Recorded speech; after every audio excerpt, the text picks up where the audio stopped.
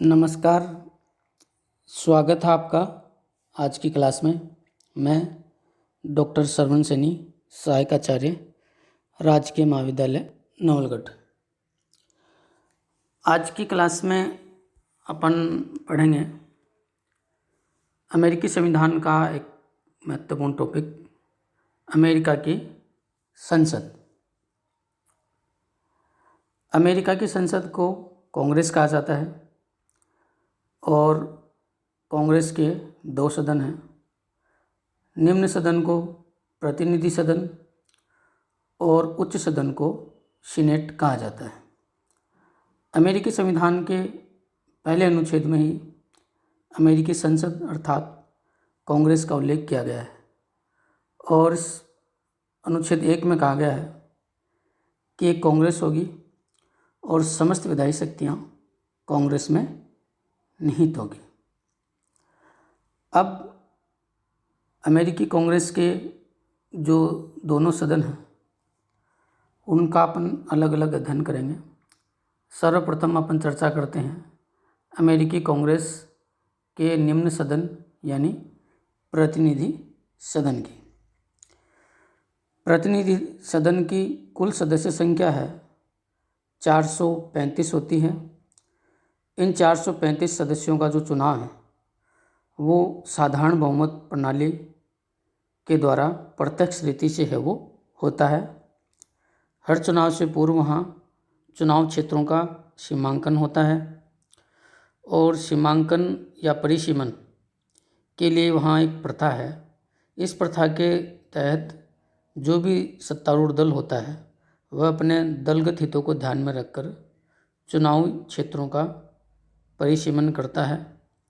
यह एक सत्ता के दुरुपयोग का प्रतीक है। इसी प्रथा को गैरी मैंडरिंग के नाम से जाना जाता है क्योंकि इसका सर्वप्रथम प्रारंभ एल्वरेज गेरी ने किया था। अब प्रतिनिधि सदन के सदस्यों की योग्यता यानी कौन व्यक्ति प्रतिनिधि सदन की सदस्यता के लिए चुनाव लड़ सकता है या चुनाव में भाग ले सकता है। पहली योग्यता है कि उसे अमेरिका का नागरिक होना आवश्यक है। उसके साथ ही वह 7 वर्ष अमेरिका में रह रहा हो, उसकी आयु 25 वर्ष से अधिक हो और वह किसी नागरिक या सैन्य पद पर न हो, जिसे अपन भारत में लाभ का पद मानते हैं। और एक और अनिवार्यता है वो ये है कि जो भी व्यक्ति जिस राज्य से चुनाव लड़ रहा है उसका वहीं का निवासी होना जरूरी है। भारत में यह बाध्यता नहीं है। भारत का कोई भी नागरिक किसी भी राज्य में किसी भी जो लोकसभा सीट से चुनाव लड़ सकता है। अब प्रतिनिधि सदन के सदस्यों के विशेषाधिकार।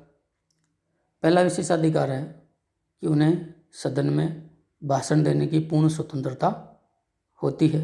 सदन में कही गई किसी भी बात के आधार पर सदस्यों के खिलाफ किसी प्रकार का मानहानि का मुकदमा नहीं चलाया जा सकता। दूसरी योग्यता है कि संसद के अधिवेशन के दौरान इसके सदस्यों को दीवानी मामलों में गिरफ्तारी से छूट है वो होती है। अब है प्रतिनिधि सदन का कार्यकाल। अमेरिकी संसद के निम्न सदन यानी प्रतिनिधि सदन का कार्यकाल जो है वो केवल 2 वर्ष का होता है और यह विश्व में किसी भी निम्न सदन का सबसे कम कार्यकाल है। अब बात करते हैं अधिवेशन की। तो अमेरिका में निम्न सदन का अधिवेशन है वो वर्ष में एक बार होता है। क्योंकि संसद के दोनों सदनों के अधिवेशन एक बार होते हैं और अमेरिका में संसद का अधिवेशन वर्ष में एक बार बुलाया जाना अनिवार्य होता है। प्रतिवर्ष जनवरी के प्रथम सप्ताह में संसद का अधिवेशन प्रारंभ है वो होता है। अब बात करते हैं इस सदन की गणपूर्ति की। गणपूर्ति या कोरम वह सीमा है जिनकी वह सदस्य संख्या है जिनकी उपस्थिति में सदन की कार्रवाई चलाई जाती है या जिनकी उपस्थिति में सदन की कार्रवाई विधि मान्य होती है। और अमेरिका में गणपूर्ति की सीमा है बहुमत, यानी कुल सदस्यों के आधे से अधिक यदि सदस्य उपस्थित होते हैं तो वो गणपूर्ति मानी जाएगी। अब बात करते हैं प्रतिनिधि सदन के अध्यक्ष की। तो अमेरिका के प्रतिनिधि सदन का जो अध्यक्ष है वह स्पीकर कहलाता है। सदन अपने चुनाव के तुरंत बाद अपने स्पीकर का निर्वाचन स्वयं करता है। और अमेरिका का स्पीकर जो है वो भारत के स्पीकर की तरह ही होता है। वह स्पीकर बनने के बाद भी अपने दल से जुड़ा रहता है और वह अपने दल से त्यागपत्र नहीं देता और सदन के अध्यक्ष के नाते वह सदन की संपूर्ण कार्रवाई का संचालन करता है। अब बात करते हैं प्रतिनिधि सदन की शक्तियों की। चूँकि प्रतिनिधि सदन जो है वो विधायिका का एक अंग है, इसलिए और विधायिका का मुख्य कार्य होता है कानून बनाने का। तो अमेरिकी प्रतिनिधि सदन का मुख्य कार्य कानून बनाना है, कानूनों का निर्माण है। सभी प्रकार के विधेयक अमेरिका में दोनों सदनों में पारित होने आवश्यक हैं। तो विधायी शक्ति उच्च सदन के साथ प्रतिनिधि सदन को भी प्राप्त है। तो विधायी क्षेत्र में प्रतिनिधि सदन का मुख्य कार्य है कानूनों को पारित करना। दूसरी महत्वपूर्ण शक्ति कार्यपालिका के क्षेत्र में, चूँकि अमेरिका में अध्यक्षीय शासन प्रणाली है, इसलिए प्रतिनिधि सदन को वहाँ कार्यपालिका पर नियंत्रण के लिए विशेष शक्तियाँ प्राप्त नहीं हैं। अमेरिका का निम्न सदन भारत की लोकसभा की तरह राष्ट्रपति को अविश्वास प्रस्ताव के द्वारा नहीं हटा सकता। वहाँ राष्ट्र कार्यपालिका अलग है और व्यवस्थापिका अलग है। वह हटा तो नहीं सकता, लेकिन राष्ट्रपति से प्रश्न जरूर पूछ सकता है। इसके अलावा अमेरिका में जब राष्ट्रपति के चुनाव होते हैं और चुनाव में अनिर्णय की स्थिति होती है तो सर्वाधिक मत प्राप्त करने वाले 2 उम्मीदवारों में से किसी एक उम्मीदवार को प्रतिनिधि सदन राष्ट्रपति को चुनती है। तो इस प्रकार राष्ट्रपति के चुनाव में प्रतिनिधि सदन की एक महत्वपूर्ण भूमिका है वो होती है। इसके अलावा अमेरिका में युद्ध की घोषणा का अधिकार कांग्रेस को प्राप्त है। और प्रतिनिधि सदन भी कांग्रेस का एक अभिन्न अंग है। इस दृष्टि से वहाँ युद्ध की जो घोषणा है वो प्रतिनिधि सदन सीनेट के साथ मिलकर करती है। और जैसा कि अभी मैंने आपको बताया कि अमेरिका में अध्यक्षीय व्यवस्था होने के कारण कार्यपालिका पर प्रतिनिधि सदन का सीधा नियंत्रण तो नहीं होता। वह अविश्वास प्रस्ताव के द्वारा तो राष्ट्रपति को नहीं हटा सकती, लेकिन वह महाभियोग के द्वारा राष्ट्रपति को हटा सकती है। यद्यपि महाभियोग की प्रक्रिया दोनों सदनों में चलती है, लेकिन महाभियोग की प्रक्रिया का जो प्रारंभ है वो इसी सदन में यानी प्रतिनिधि सदन में ही होता है। अब प्रतिनिधि सदन के बारे में एक और जो महत्वपूर्ण तथ्य है वो मैं आपको बता रहा हूँ कि पूरी दुनिया में निम्न सदन शक्तिशाली होते हैं, उच्च सदन शक्तिहीन होते हैं। लेकिन अमेरिका में स्थिति उल्टी है। अमेरिका में निम्न सदन यानी प्रतिनिधि सदन शक्तिहीन है और उच्च सदन जो है वो शक्तिशाली है। और यदि पूरी दुनिया के निम्न सदनों की अपन तुलना करते हैं तो ये पाते हैं कि अमेरिका का निम्न सदन यानी प्रतिनिधि सदन दुनिया का सबसे शक्तिहीन निम्न सदन होता है। अमेरिका का निम्न सदन यानी प्रतिनिधि सदन इतना दुर्बल क्यों है, उसके लिए कई कारण उत्तरदायी माने जाते हैं। तो अब अपन चर्चा करते हैं अमेरिकी प्रतिनिधि सदन के शक्तिहीन यानी दुर्बल होने के लिए कौन से कारण उत्तरदायी हैं। पहला कारण है इसका अल्प कार्यकाल। चूँकि कार्यकाल छोटा होता है, छोटा कार्यकाल होने के कारण इसके सदस्य जो हैं वो निरंतर चुनावों की तैयारियों में लगे रहते हैं और ये सदन जो है वो अपने दायित्वों को ठीक से नहीं निभा पाता, जिसके कारण इसका महत्व अमेरिका में कम हो गया है। प्रतिनिधि सदन के दुर्बल होने के लिए दूसरा कारण उत्तरदायी माना जाता है उसका बड़ा आकार। चूँकि आकार बड़ा है, बड़ा होने के कारण सदस्यों को बोलने का समय कम मिलता है, गंभीर विषयों पर गंभीर चर्चा नहीं हो पाती, इसलिए भी इस सदन का महत्व वहाँ कम है वो हो गया है। इसके शक्तिहीन होने का एक कारण उत्तरदायी माना जाता है अमेरिका की अध्यक्षीय शासन प्रणाली को।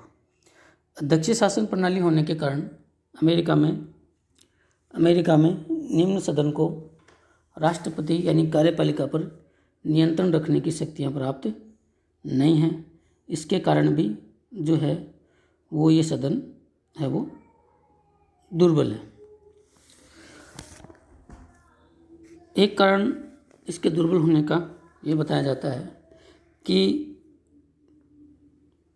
प्रतिनिधि सदन के सदस्य जो होते हैं वो सामान्यतः सामान्य बुद्धि के होते हैं।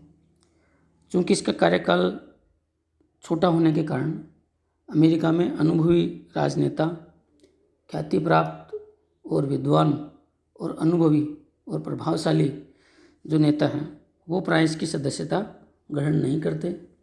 तो कम अनुभव के लोग इसकी सदस्यता ग्रहण करते हैं, जिसके परिणाम स्वरूप इस सदन का महत्व वहाँ कम हो जाता है।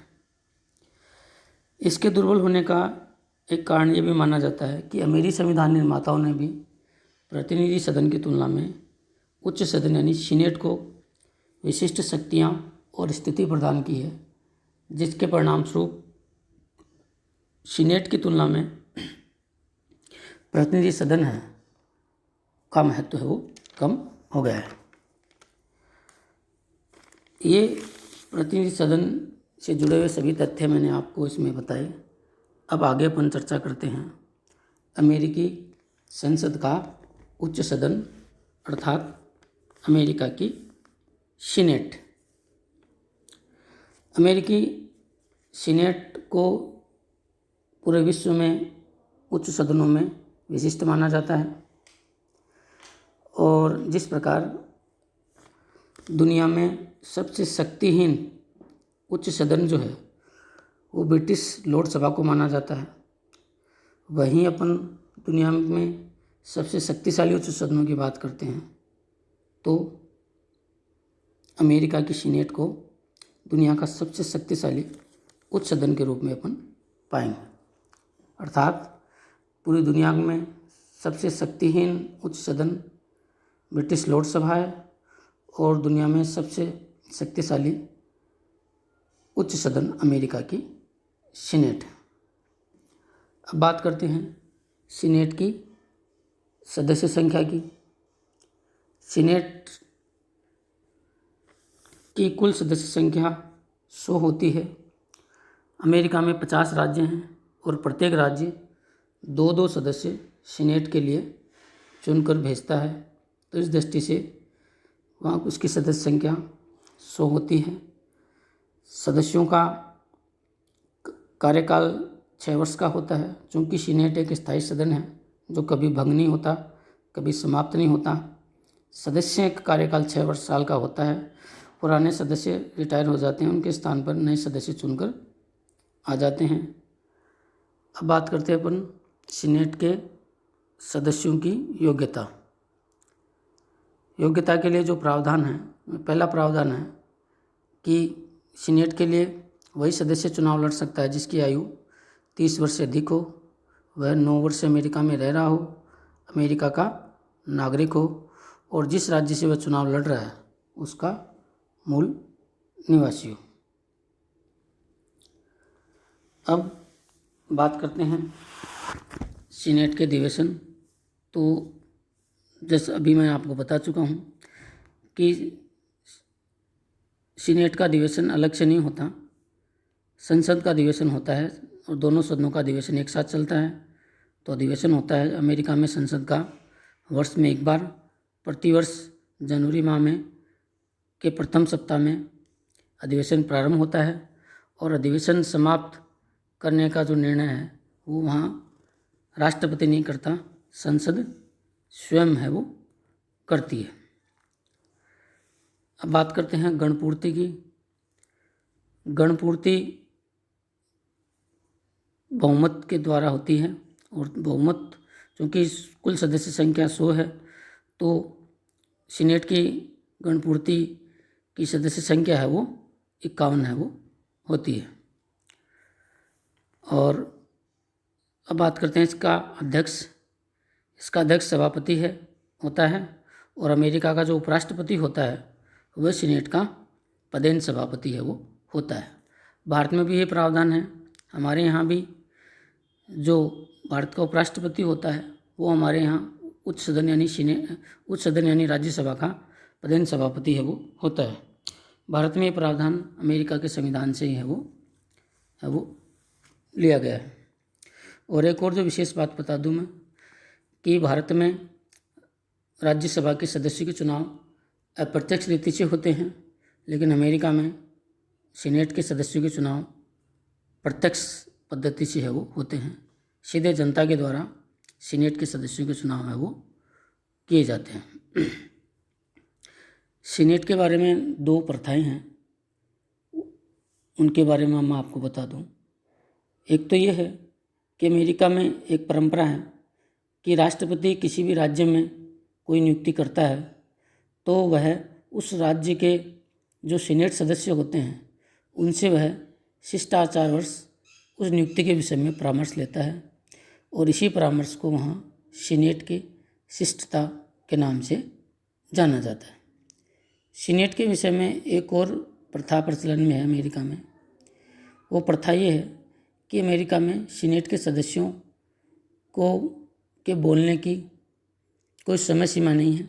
बोलने की असीमित शक्ति प्राप्त है जिसका सदन के सदस्य विधायी कार्य में बाधा डालने के लिए उसका दुरुपयोग करते हैं और विधायी प्रक्रिया में बाधा उत्पन्न करने के लिए अनावश्यक कई घंटों तक कई दिनों तक बोलते हैं, यानी अनावश्यक वाद विवाद करते हैं।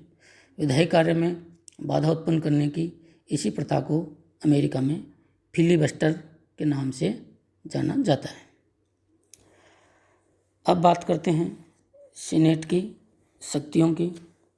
तो जैसा भी मैंने आपको पहले बताया कि अमेरिकी सीनेट को दुनिया का सबसे शक्तिशाली उच्च सदन है वो माना जाता है।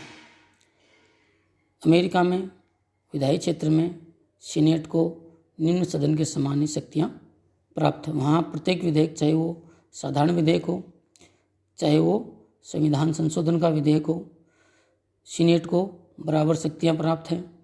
और वित्त विधेयक केवल प्रस्तुत तो प्रतिनिधि सदन में होता है, लेकिन उसका सीनेट में पारित होना भी जरूरी है वो होता है। तो इस दृष्टि से अपन कह सकते हैं कि विधायी क्षेत्र में सीनेट को प्रतिनिधि सदन के समान ही शक्तियाँ प्राप्त हैं। अब बात करते हैं अपन कार्यपालिका शक्तियों की। तो सीनेट को कार्यपालिका के क्षेत्र में प्रतिनिधि सदन से अधिक शक्तियाँ प्राप्त हैं। सीनेट राष्ट्रपति के द्वारा की जाने वाली अंतर्राष्ट्रीय संधियों का अनुमोदन करती है। राष्ट्रपति के द्वारा की गई नियुक्तियों का अनुमोदन है वो सीनेट है वो करती है और इन कार्यों के माध्यम से सीनेट है और राष्ट्रपति पर नियंत्रण है वो लगाती है।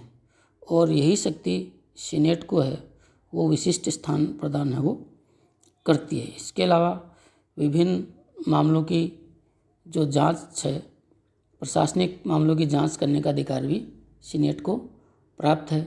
युद्ध की घोषणा का अधिकार भी सीनेट को प्रतिनिधि सदन के साथ ही है वो प्राप्त है। इसके अलावा राष्ट्रपति व अन्य न्यायाधीशों के खिलाफ महाभियोग की शक्ति भी जो है वो सीनेट को प्राप्त है। और राष्ट्रपति के खिलाफ जब महाभियोग की प्रक्रिया लाई जाती है तो सीनेट की अध्यक्षता है वो अमेरिका का मुख्य न्यायाधीश है वो करता है। उपराष्ट्रपति के निर्वाचन में भी सीनेट की महत्वपूर्ण भूमिका है वो होती है। अमेरिका में जब भी राष्ट्रपति और उपराष्ट्रपति के चुनाव होते हैं तो राष्ट्रपति के और उपराष्ट्रपति के मतों की गणना का काम सीनेट के द्वारा किया जाता है। सीनेट के द्वारा ही चुनाव परिणामों की घोषणा की जाती है और यदि कभी उपराष्ट्रपति के चुनाव में अनिर्णय की स्थिति हो तो सीनेट सर्वाधिक मत प्राप्त करने वाले 2 उम्मीदवारों में से किसी एक को उपराष्ट्रपति चुनती है। ये थी सीनेट की शक्तियाँ। और चूंकि अभी मैंने आपको बताया कि अमेरिकी सीनेट को दुनिया का सबसे शक्तिशाली उच्च सदन माना जाता है, तो अमेरिका में निम्न सदन की तुलना में सीनेट अधिक शक्तिशाली क्यों है उसके कारणों पर अब अपन चर्चा करेंगे। अमेरिकी सीनेट के निम्न सदन से शक्तिशाली होने के कई कारण उत्तरदायी माने जाते हैं, जिनमें पहला कारण ये था कि अमेरिकी संविधान निर्माताओं ने सीनेट को विशिष्ट स्थिति और शक्तियाँ हैं वो प्रदान की है। यानी अमेरिकी संविधान निर्माता स्वयं चाहते थे कि सीनेट प्रतिनिधि सदन से ज़्यादा शक्तिशाली हो, जिसके परिणाम स्वरूप ये आज शक्तिशाली है। अगला कारण इसके लिए उत्तरदायी माना जाता है कि चूंकि प्रतिनिधि सदन एक अस्थायी सदन है और उसका अल्प कार्यकाल होता है, जबकि सीनेट एक स्थायी सदन है, उसके सदस्यों का कार्यकाल लंबा होता है, 6 वर्ष का होता है। और लंबा कार्यकाल होने के कारण भी वह शक्तिशाली है, क्योंकि अधिक कार्यकाल होने के कारण अधिक अनुभवी, बुद्धिमानी और ख्याति प्राप्त राजनेता इसकी सदस्यता को ग्रहण करते हैं और वो निरंतर चुनाव की तैयारी में नहीं लगे रहते, वो सदन के दायित्वों का निर्वाह करते हैं, जिसके परिणाम स्वरूप सदन का अमेरिका में महत्व बढ़ता है। सीनेट के शक्तिशाली होने का एक कारण उसका छोटा आकार भी उत्तरदायी माना जाता है। छोटे आकार के परिणाम स्वरूप गंभीर विषयों पर गंभीर बहस सदन में है वो होती है, जिसके परिणाम स्वरूप सदन का महत्व वहाँ बढ़ता है। और सीनेट के शक्तिशाली होने का एक बड़ा कारण माना जाता है कि अन्य देशों में उच्च सदन इसलिए दुर्बल होता है क्योंकि उसके सदस्य अप्रत्यक्ष रीति से चुनकर आते हैं, जबकि अमेरिका में सीनेट उच्च सदन होने के बावजूद भी उसके सदस्यों का चुनाव प्रत्यक्ष रीति से होता है। और किसी भी लोकतांत्रिक व्यवस्था में जो सदन अधिक लोकतांत्रिक होता है उसका शक्तिशाली होना स्वाभाविक है। इसके अलावा सीनेट के सदस्यों को बोलने की पूरी स्वतंत्रता होती है, उनके बोलने की कोई समय सीमा नहीं होती, जिसके परिणाम स्वरूप यहाँ गंभीर विषयों पर विस्तारपूर्वक चर्चा होती है। इस कारण भी सीनेट का वहाँ महत्व है वो बढ़ जाता है। तो ये हैं सीनेट के शक्तिशाली होने के कारण। तो मैंने अमेरिकी कांग्रेस यानी संसद से जुड़े सभी महत्वपूर्ण तथ्य आपके सामने रखे हैं। उम्मीद करता हूँ कि आपको पसंद आए होंगे, आपके लिए उपयोगी होंगे। धन्यवाद।